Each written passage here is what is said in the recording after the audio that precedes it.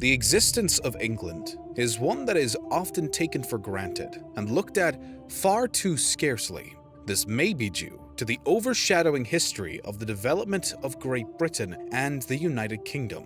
But nonetheless, in order for these unions to be formed, England had to already exist, and it actually has since 927 AD. So how was England created? Who claimed the land before the English, and how did it become the nation that we know today?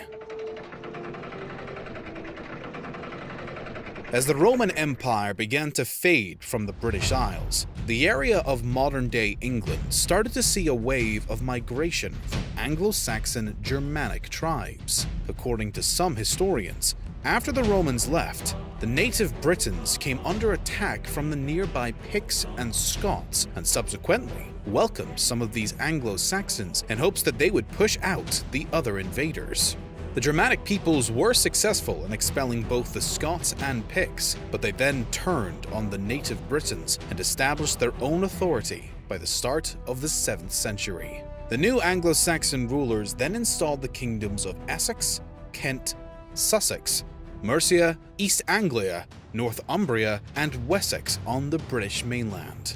There are minimal records of what happened over the next few centuries throughout these kingdoms, but we do know that it wouldn't be long before the Anglo-Saxons would face invaders of their own.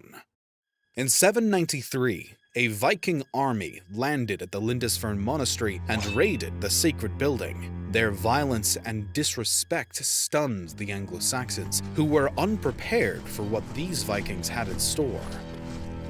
By the end of 870, East Anglia fell to the Danish invaders, and Mercia was lost only 4 years later.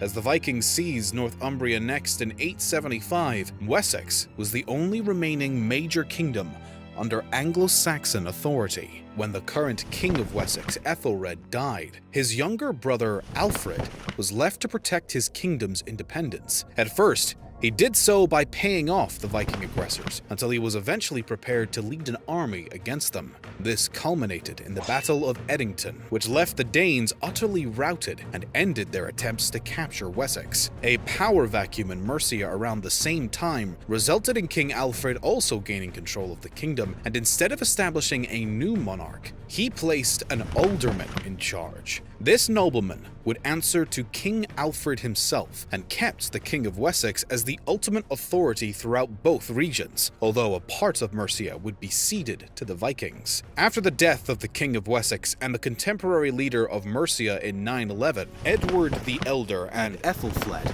each became their respective successors. Together, these new rulers began to increase the pressure that had already been put on the neighboring Danelaw.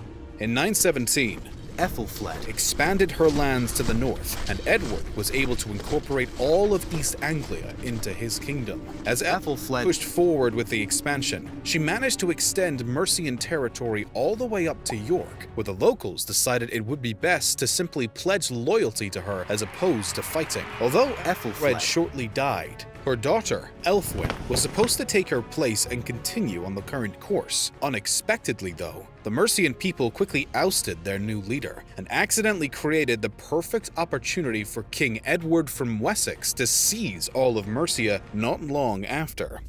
In 918, the Anglo-Saxons continued farther into Danelaw territory and slowly gained more and more land for themselves. By the time of Edward's death in 924, the newly acquired neighbors of the Anglo-Saxons had all pledged allegiance to the king. This put the Anglo-Saxons in a confident position as Edward's son, Aethelstan, took over the kingdom. Around this time, Etheltan's sister would marry the local Viking ruler Sihtric, who still controlled Northumbria. Aethelstan marched on and was finally able to bring the Kingdom of York under his crown as his sister's husband passed away. This left Northumbria up for grabs, and the king swiftly consolidated it as part of his kingdom. This is generally the time that most historians view the Kingdom of England as having been created. But the situation was not exactly so simple. Aethelstan was not done trying to expand his kingdom however he could, and although he did term himself the King of the English at this point, it was still not quite what we know as England today. Aethelstan decided to give an invasion of Scotland a chance to see if he could reach his authority even further. The Kingdom of Scotland, or as it was known at the time, Alba, was at a disadvantage against the English, and therefore appealed to the other remaining sovereign states for assistance. This prompted an alliance between Constantine II, King of Alba, Olaf Guthrum, King of Dublin, and Owain, King of Strathclyde. With King Olaf at the helm, the alliance faced the English at the spectacular Battle of Brunanburh. Though it is unknown exactly where this battle took place, it is certain that the alliance was severely crushed by the English invaders. The casualties on both sides was disastrously high, but Aethelstan and the English were without a doubt the victors. It's believed by many that this clash may have truly solidified the unity of England and stirred up a new sense of nationalism and pride amongst the English people. Nonetheless, it didn't result in the incorporation of Alba nor Strathclyde into the Kingdom of England, as both stayed independent. England, on the other hand, would have to prove its ability to do so. The Vikings, though temporarily defeated, would return to the young kingdom at the end of the 10th century. After Ethelstan's death in 939, the previously defeated King of Dublin, who was a Viking ruler, took immediate advantage of England's temporary instability. While King Ethelstan's brother Edmund took over the English realm, King Olaf swooped in to reconquer some of the lands that had once been in Viking hands. York was quickly captured, and a large chunk of what used to be Northumbria and Mercia was also taken, as he strong-armed the English into accepting this annexation. Ironically, when Olaf died in 941 and his cousin, who shared the same name, was transitioning to the throne as his successor, Edmund of England jumped on the chance to pay the Vikings back for the invasion. The following year, the middle chunk of annexed land was retaken by the English, and in only 2 more years, the Vikings were entirely pushed out of Northumbria. This essentially reunited England, since the territory was now all under Edmund's control. As ambitious as his ancestors, Edmund next invaded Strathclyde, but only took some of its southern territories by the end of the incursion. The rest was given to King Malcolm I of Scotland, as opposed to joining England. It once again appeared as though the Kingdom of England had established some stability. But this was once more short-lived.